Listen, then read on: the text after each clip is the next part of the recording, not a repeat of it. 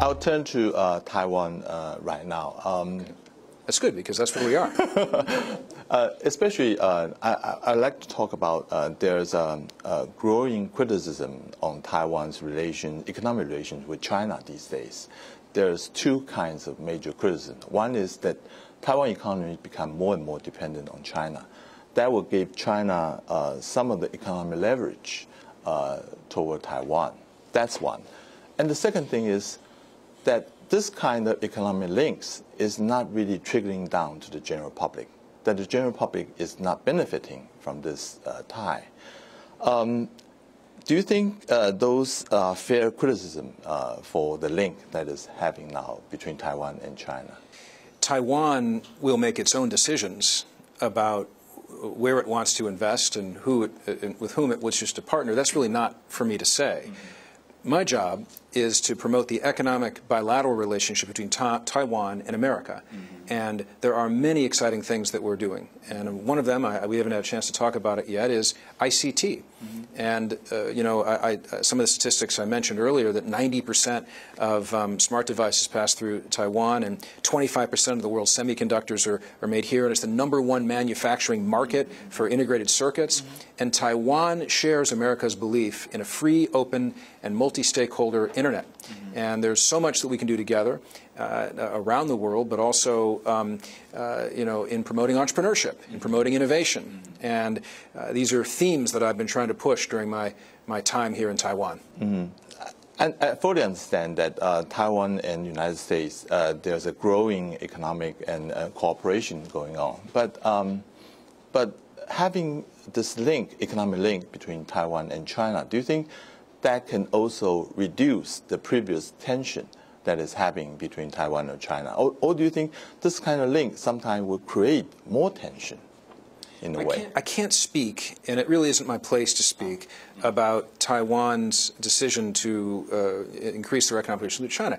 What I can say is that economic engagement is important for to bind nations closer together. Mm-hmm. When I mentioned that Secretary Kerry's philosophy that economic policy is foreign policy, that's part of it. Mm-hmm. In our case, the closer our economic ties are with our friends around the world, the stronger our diplomatic relationships.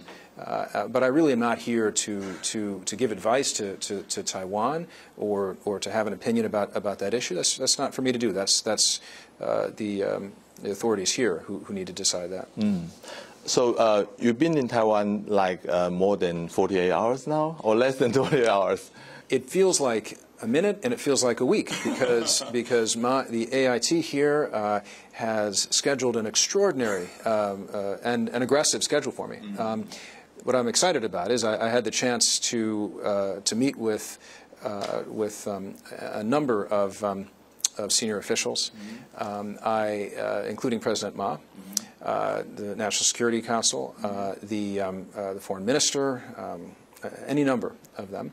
But I also had a chance to meet with American businesses doing business in Taiwan, mm-hmm. and to hear about their stories and about what they like and what they don't like and how it can be done better. I had a wonderful lunch today with the Minister of the Economy and a number of Taiwan businesses, many of whom are doing business in America, mm-hmm. and I pushed them a bit on what we can do more and what will make it more attractive to come to America and how do we increase those ties. I had a chance to speak to entrepreneurs today, which was incredibly interesting and fun for me as a former CEO of a small business over at the Taiwan Air Force Innovation Park, which was fantastic. I met hundreds of energetic young Taiwan entrepreneurs who wanted to take on the world, and to be able to share some experiences with them was fantastic. The fact that we created the U.S.-Taiwan Digital Economy Forum, that we've announced that, and that we have an IP and innovation joint work plan to help navigate the IP protection in the new world that's opened up with the internet. So the AIT has put together an amazing schedule. The civil society and officials and businesses. It's been eye-opening for me. The impression you got for the Taiwan economy seemed to be different from what we have in here that we see in the press, or it's very pessimistic. But you're having a very optimistic view on Taiwan's future. That are you seeing that Taiwan's growth will be coming back? And Taiwan growth have been like 2 or 3%, at most 3%.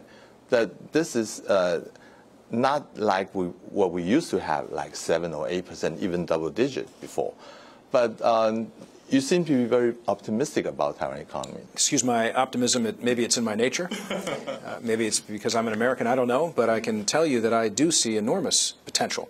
And I'm impressed. I mean, it's an important member of APEC. It's a major economy in the Asia-Pacific. And the fact that it has become now our 10th largest trading partner, the fact that America has passed Japan as the second biggest export market for Taiwan is a big deal. The fact that we remain the largest investor in Taiwan.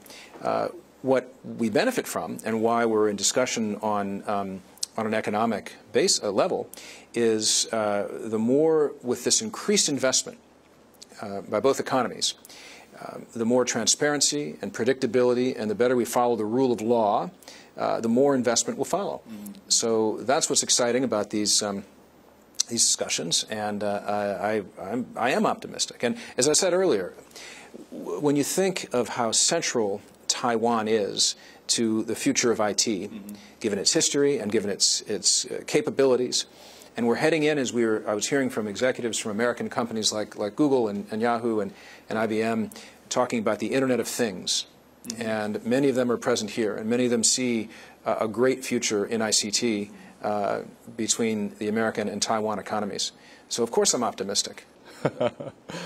I understand this is not your first time visit of Taiwan. Can you tell me about your first time? I can. If I go back in 35 years in my mind, I can tell you that when I got out of university, I wanted to see the world, and this is a part of the world back in 1984 that I had never seen.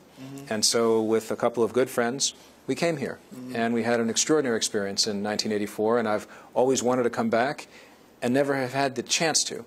And to come back now as a senior State Department official running the Bureau of Economic and Business Affairs makes it even more meaningful, because now I can be in a position to try to help grow the economic link between our two economies. And hope you have a very nice day in Taiwan. Thank you. I have, sir. Thank you for the interview. Thank you so much. Thank you. Thank you.